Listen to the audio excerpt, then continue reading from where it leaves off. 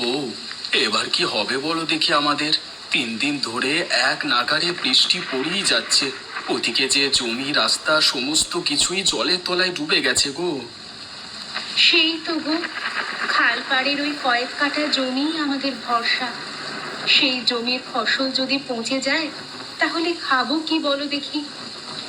গত 2 দিন তুমি আমাকে মাঠে যেতে দাওনি, আজকে তুমি আমাকে আটকাতে পারবে না। আমি বৃষ্টিতে ভিজে হলেও জমির হাল একবার দেখে আসবো। আজকে তোমাকে আমি বারণ করব না, শুধু নিজের শরীরের প্রতি একটু খেয়াল রেখো। এই সময় জ্বর সর্দি বাঁধালে ওষুধ কিনবার টাকা পর্যন্ত আমাদের কাছে নেই। ঠিক আছে গিন্নি, সে দেখা যাবে ক্ষণ। তুমি আমাকে এখন কিছু খেতে দাও দেখি, আমি দুটো খেয়ে জমির হালটা দেখে আসি। ঠিক আছে, তুমি বসো, আমি তোমার জন্য পান্তা ভাত আর কাঁচা মরিচ নিয়ে আসছি।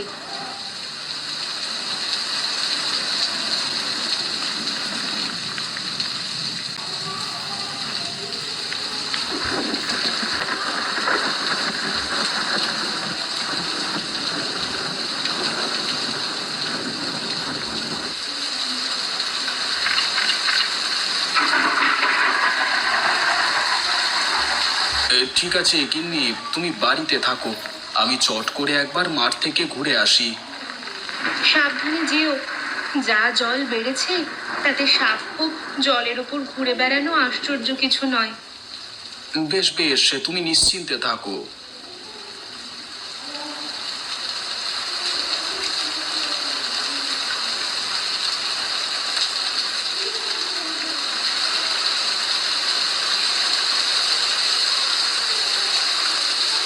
ধত্তেরিকা, সেই কখন থেকে জাল ফেলেই যাচ্ছি, একটা মাছও তো উঠবার নাম নেই। 10-12টা মাছ উঠলে লোকের ঘরে গিয়ে বিক্রি করে কিছু টাকা পয়সা কামিয়ে নিতাম, কিন্তু কই, মাছের তো দেখা পাচ্ছি না। ধত্তেরি।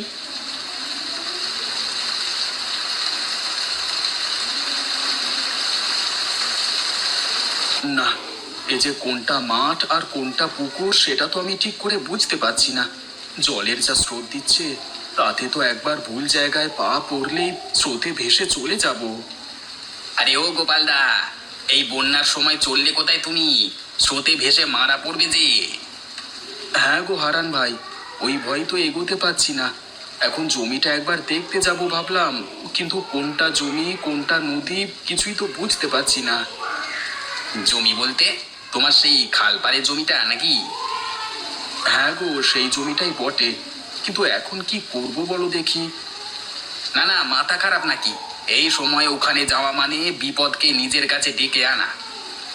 সে তো বটেই, তা তুমি এখানে ডিঙি নিয়ে কি করছো? মাছ ধরছো নাকি? হ্যাঁ, মাছ ধরতেই তো এসেছিলাম, কিন্তু দুর্ভাগ্য, জানি না কেন একটা মাছও উঠলো না। মাছগুলো সব গেল কোথায় কে জানে। আচ্ছা হারান ভাই, তুমি যখন মাছ পাওনি, তাহলে তোমার ডিঙিতে করে একবার আমার জমিটাতে ঘুরে আসা যায় না? হ্যাঁ, সেটা হতে পারে। এখানে তো শুধু শুধু সময় নষ্ট করে লাভ নেই, তোমাকে নিয়ে গেলে বরং তোমার উপকার হবে। আচ্ছা এসো এসো, ডিঙিতে উঠে এসো।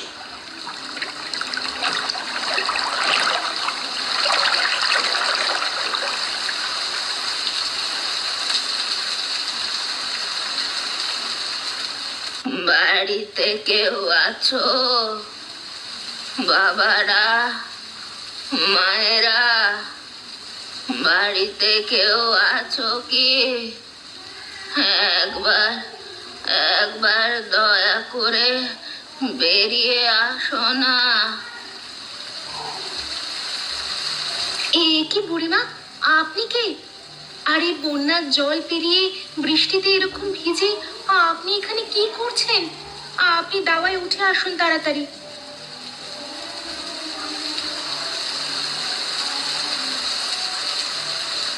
হ্যাঁ বুড়িমা, এবার বলুন তো, আপনি বৃষ্টির সময় ভিজে ভিজে অসুস্থ শরীরে এদিক ওদিক ঘুরে বেড়াচ্ছিলেন কেন? মারে, আমার পরিচয় জেনে কি হবে? আমার মতো দুঃখী মা পৃথিবীতে বোধহয় কেউ নেই। আমাকে এই বৃদ্ধ বয়সেও লোকজনের বাড়ির দোরগোড়ায় ঘুরে ঘুরে দুমুঠো ভাত চাইতে হয়। এর থেকে এর থেকে দুর্ভাগ্য আর কি হতে পারে বল মা? এমন করে বলবেন না মা। আপনার যদি কোথাও থাকবার জায়গা না থাকে তাহলে আপনি আমাদের সাথে এখানে থাকুন, আমাদের কোনো অসুবিধা হবে না। মারে, এর আগে আমি অনেক জনার বাড়ির দোরগোড়ায় ঘুরেছি, কেউ আমাকে তাদের সাথে রাখতে চায়নি। রাখা তো দূরের কথা, দুটো খেতে চাইলেও আমাকে দূর দূর করে তাড়িয়ে দিয়েছে। আপনাকে কোথাও যেতে হবে না মা। আজ থেকে আপনি আমাদের সাথে থাকবেন। আমরা দুবেলা দুমুঠো যা খেতে পাই আপনার সঙ্গে ভাগ করে খেতে আমাদের কোনো অসুবিধা হবে না মা। বেঁচে থাকো, বেঁচে থাকো মা, বেঁচে থাকো, সুখী হও। তা মা, তুমি কি বাড়িতে একাই থাকো? না মা, আমি আর আমার স্বামী দুজনে থাকি। ও একটু বাইরে বেরিয়েছে, বন্যার জলে জমির কি হাল সেটাই দেখতে গেছে। না রে মা, জমির হাল একদম ভালো নয়। সব জমি জলে ডুবে গেছে। এবছর ফসল সবই পচে যাবে রে, পচে যাবে। সেজন্য আমরাও চিন্তায় আছি বুড়িমা। আমাদের একটাই মাত্র জমি ভরসা, সেটাও যদি ডুবে যায় তাহলে যে আমরা না খেতে পেয়ে মারা যাব।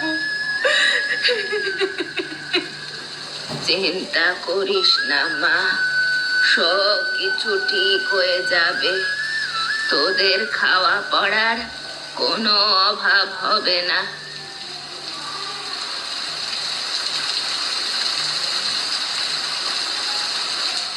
গিন্নি, আরে ও গিন্নি, কোথায় গো তুমি? এ কি গিন্নি, এই বুড়িমাকে? তুমি বাড়ি থেকে যাওয়ার পর উনি বৃষ্টিতে ভিজে ভিজে আমাদের বাড়িতে এসে পৌঁছেছিলেন। ওনার যাবার কোনো জায়গা নেই, তাই উনি আজ থেকে আমাদের সাথেই থাকবেন। তা বেশ করেছো গিন্নি, কিন্তু গিন্নি এদিকে তো খবর ভালো নয় গো। বন্যার জল যে খাল ছাড়িয়ে এক মানুষ ওপর দিয়ে যাচ্ছে, আমাদের জমির কোনো অস্তিত্ব পেলাম না গো। এবার তাহলে কি হবে? কিছু না করলে যে বাড়িতে চাল ডাল কিনবারও পয়সাটা নেই। সেটাই তো ভাবছি গো গিন্নি। এখন উপরওয়ালাই কৃপা, ভাগ্যে যা আছে সেটাই হবে। অত অত দুশ্চিন্তা করো না বাবা, সকালটা হতে দাও, দেখবে সব কিছু ঠিক হয়ে যাবে। কিন্তু সকালে কি করে ঠিক হবে সবকিছু বুড়িমা? তুমি শুধু ওপরওয়ালার ওপর বিশ্বাস রাখো, দেখবে উনি সব কিছু ঠিক করে দেবে।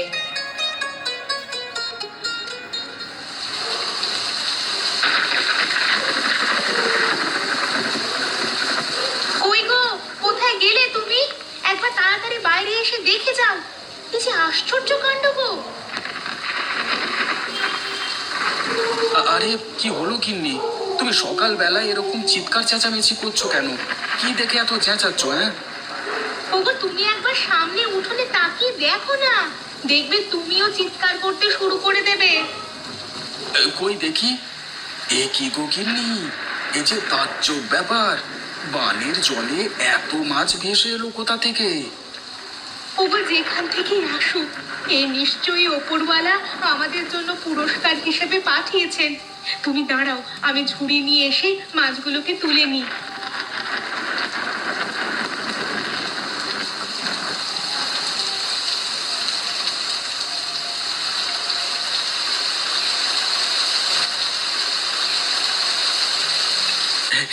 জানো গিন্নি, কালকে হারান ভাই জাল ফেলে মাছ ধরবার চেষ্টা করছিল, কিন্তু একটা মাছও তার জালে ওঠেনি। আর আজকে দেখো, না চাইতেই আমাদের উঠানে বানে ভেসে এত মাছ চলে এসেছে। তাই নাকি গো? তাহলে আর বলছি কি গিন্নি, কিন্তু গিন্নি এত মাছ এখন কি করা যায় বলো তো? তুমি একটা কাজ করো, এত মাছ তো আমরা খেতে পারবো না। আমাদের আজকে রান্নার জন্য কিছু মাছ রেখে দিয়ে বাকি মাছ গাঁয়ের মানুষদের কাছে বিক্রি করে এসো। তুমি ঠিক বলেছো গিন্নি, এতে করে হাতে দুটো পয়সাও আসবে, আমাদের আর খাওয়া পড়ার অভাবও হবে না। কিন্তু একটা অসুবিধে আছে গিন্নি। আবার কি অসুবিধে? গ্রামের রাস্তাঘাট তো বানের জলে একদম ডুবে গেছে। আমি জল পেরিয়ে গ্রামের লোকেদের কাছে মাছ বিক্রি করতে যাব কি করে? শোনো, তুমি বরং হারান্দাকে তোমার সাথে নাও।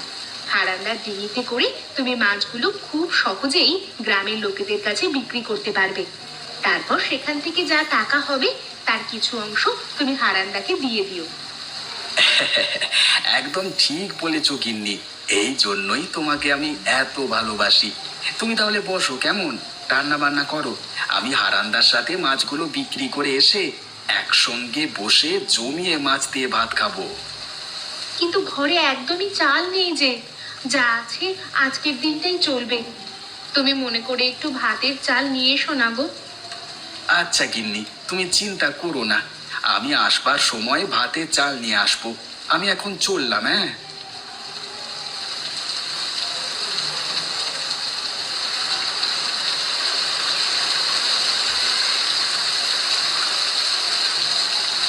এ কি গো গোপাল ভাই, তুমি এত মাছ কোথায় পেলে?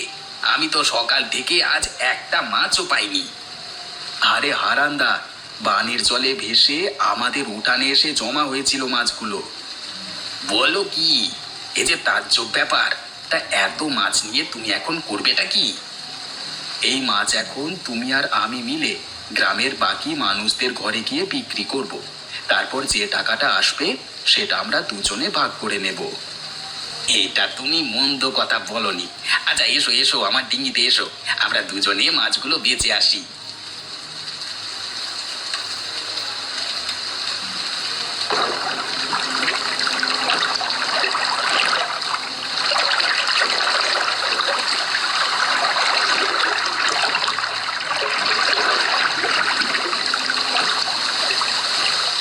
আরে তোমরা দুজন এখন এখানে, কি ব্যাপার?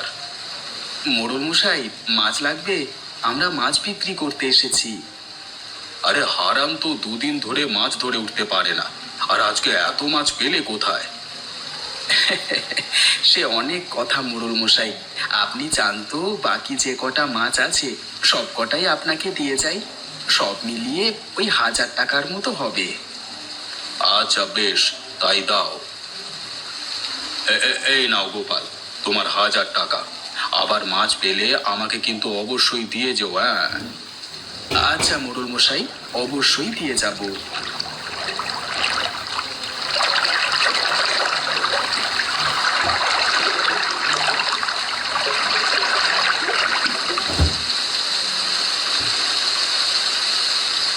আজকে তো মাছ বেচে অনেক টাকাই হলো, কিন্তু এই টাকার বেশিরভাগটাই তো গোপাল নিয়ে পালাবে। না না না না, এটা তো হতে দেওয়া যায় না। গোপালকে আজকে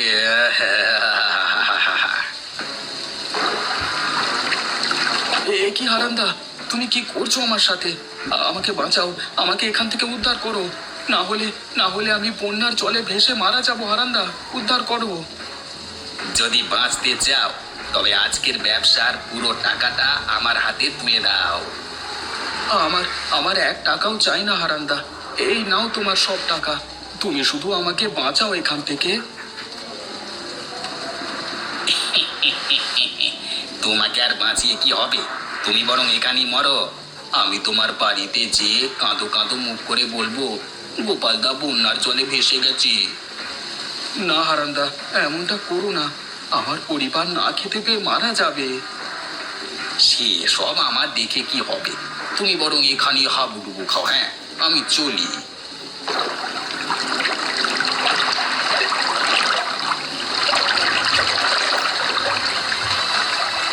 উড়ি বাবা, উড়ি বাবা, এত মাছ হঠাৎ কোথা থেকে এসে আমাকে আক্রমণ করলো। আমাকে আমাকে বাঁচাও, আমাকে কেউ বাঁচাও। গোপালদা, গোপালদা, দয়া করে আমাকে এখান থেকে বাঁচাও। গোপালদা বাঁচাও, গোপালদা বাঁচাও। আমি তোমাকে বাঁচাবার কে বলো? একটু আগেই তুমি আমার জীবন নিতে চেয়েছিলে, এখন শাস্তি স্বরূপ বানের জলে ভেসে আসা মাছেরা তোমাকে জলে ফেলে দিয়েছে। এতে আমি কি করতে পারি বলো? তুমি এখানে হাবুডুবু খাও, আমি বরং বাড়ি যাই।